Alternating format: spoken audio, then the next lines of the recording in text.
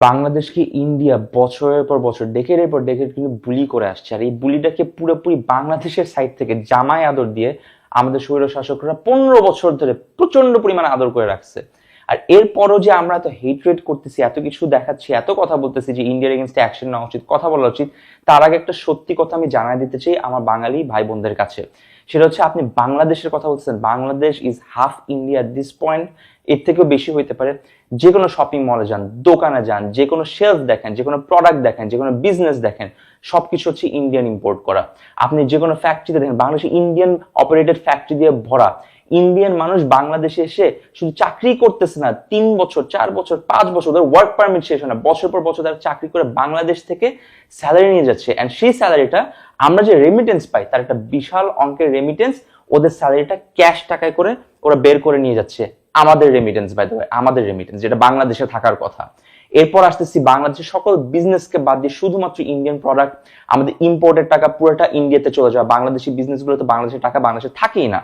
এরপর আসতেছি টিভিতে, যেই গদি মিডিয়া বাংলাদেশকে ইভেন কয়েকদিন আগেও লিটারালি বুলি করে, আমাদেরকে টিটকারি মেরে, আমাদের নামে মিথ্যা অপপ্রচার চালায়, কমফোর্টেবলি টিভিতে তারা অ্যাড চালাইছে, সেই টিভি চ্যানেলগুলো এখনো আমরা আরামসে চালাচ্ছি বাংলাদেশের মধ্যে। আমাদের কি ন্যূনতম লজ্জাবোধ নাই? প্রত্যেকটা টিভির, প্রত্যেকটা মিডিয়াতে, প্রত্যেকটা প্রেসের মধ্যে ইন্ডিয়ান অ্যাড এখনো চলতেছে without any additional tax, additional খরচ, no, just comfort, just luxury দিয়ে দিচ্ছি তাদেরকে আমরা। আমার কথা হচ্ছে ভাই সিম্পল, একটা জিনিস আমাদের বুঝতে হবে যে এই বাংলাদেশ আর ইন্ডিয়ার মাঝখানেরকার যেই ক্ল্যাশটা, বাংলাদেশি মানুষ না, ইন্ডিয়ার মানুষ না, এই দুই দেশের বুঝতে হবে, দুই দেশের গভর্নমেন্টরা এই দুই দেশের মানুষকে ছিঁড়ে ছিঁড়ে চাবায় চাবায় জাস্ট খেয়ে ইউজ করে আমাদেরকে মানে মানুষ হিসেবে আর যা বাঁচায় রাখে নাই।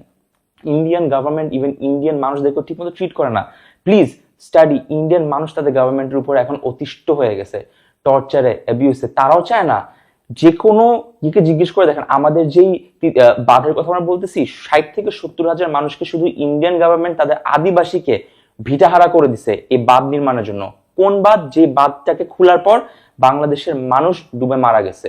এই ভিডিওটা যখন বানাচ্ছি এই মুহূর্তে হয়তো কিছু মানুষ মরে যাচ্ছে, ভিডিও বানানোর আগে অনেক মানুষ মরে গেছে, হয়তো আজকে কালকে আরো অনেক মানুষ মারা যাবে। কেন? ইন্ডিয়ান বাঁধটা জেনে শুনে ইন্ডিয়ানসরা ওই বাঁধটা খুলে দিছে without a warning, without a notification. না আমরা ইভ্যাকুয়েট করতে পারছি, না আমরা রেস্কিউ করতে পারছি, না আমরা প্রিপেয়ার করতে পারছি, আমরা কিচ্ছু জানতাম না। Are you telling me that ইন্ডিয়ানরা তাদের নিজস্ব ইয়ে বাঁচানোর জন্য আমাদের বাঁধ খুলে দিচ্ছেন, তারা আমাদেরকে জানাইতে পারেনি? 48 বছর সময় পর হঠাৎ করে একদিন বাঁধ খুলে দিছে।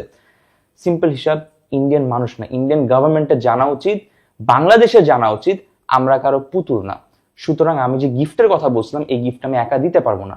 গিফটটা খুবই সিম্পল, অন্তত 1 মাসের জন্য হইলো যদি ন্যূনতম লজ্জা আমাদের থাকে, যদি আসলেই আমরা কিছু একটা চাই করতে, ইন্ডিয়ান প্রত্যেকটা প্রোডাক্ট কিনা বন্ধ করতে হবে। বাংলাদেশে যেসব কেবল অপারেটিভ অ্যাসোসিয়েশন বাংলাদেশ, যারা কোপ আমাদের যারা টিভি চ্যানেলকে সেন্ট্রালি ইয়ে করে, রান করে, তাদেরকে বলতে হবে you can't run a single Indian ad in Bangladesh, you can't run a single Indian channel in Bangladesh.